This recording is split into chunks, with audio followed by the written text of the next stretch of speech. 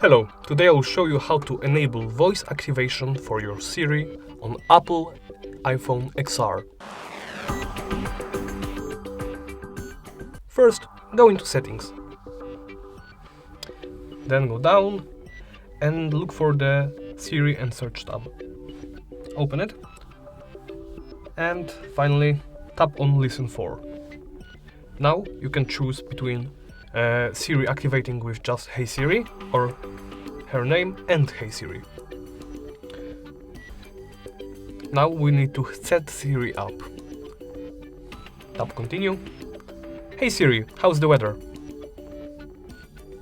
Hey Siri, send a message. Hey Siri, set a timer for 3 minutes. Hey Siri, get directions home. Hey Siri, play some music. Finally, tap Done after setting up voice recognition of Siri. And now, when we say, Hey Siri, she will activate. And that's it. Thank you for watching, and please remember to comment, like and subscribe.